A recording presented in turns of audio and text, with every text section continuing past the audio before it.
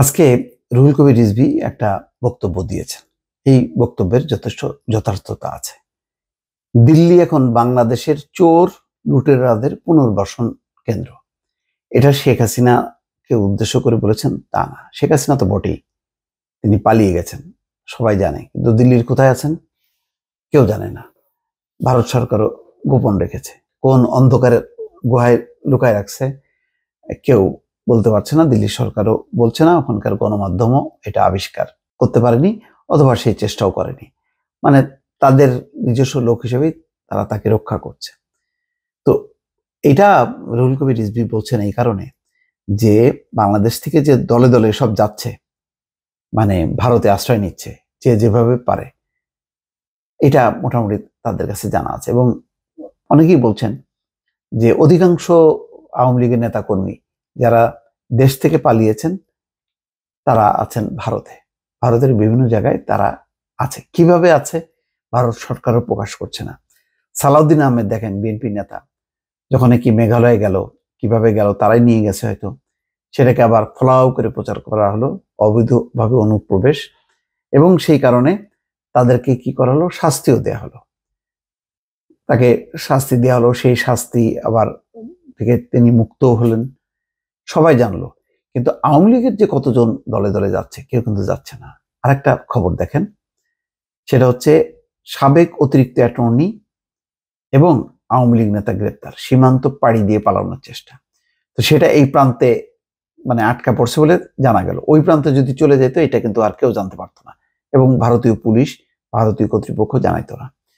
সাবেক অতিরিক্ত attorney general barrister Mohammad মেহেদী হাসান চৌধুরী এবং গাজীপুর মহানগর আওয়ামী লীগের উপদেষ্টা মণ্ডলীর সদস্য রিয়াজ মাহমুদ আইনালকে পুলিশ গ্রেপ্তার করেছে। গতকাল মঙ্গলবার অবৈধভাবে সীমান্ত পাড়ি দিয়ে পালানোর চেষ্টাকালে ঝিনাইদহ জেলা পুলিশ তাদের গ্রেপ্তার করে।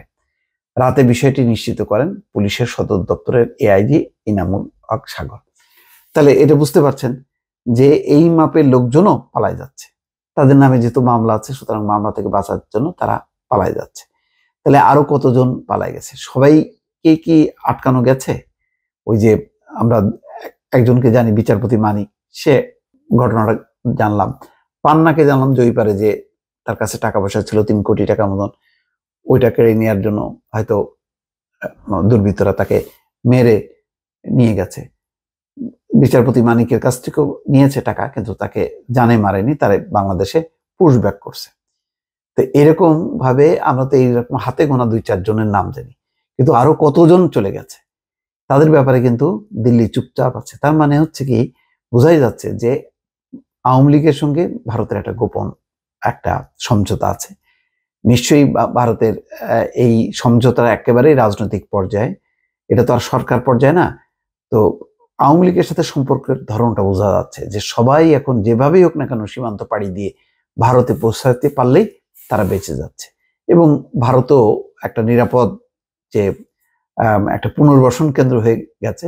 রুহুল কবির রিজভীর বক্তব্য কিন্তু পরিষ্কার, তিনি শুধু শেখ হাসিনাকে লক্ষ্য করে বলছেন তা না। তার মানে এইভাবে দলে দলে যাচ্ছে, তাদের কাছে নিশ্চয়ই হিসাব আছে।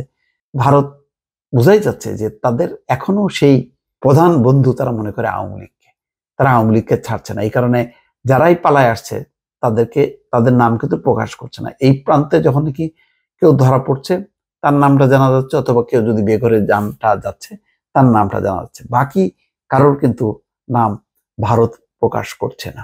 সেই কারণেই রুহুল কবির রিজভী যথার্থ বলেছেন যে দিল্লি এখন আওয়ামী লীগের চোর বাটপার অপরাধীদের একটা পুনর্বাসন কেন্দ্রে পরিণত হয়েছে। দর্শক ভালো থাকবেন, আল্লাহ হাফেজ।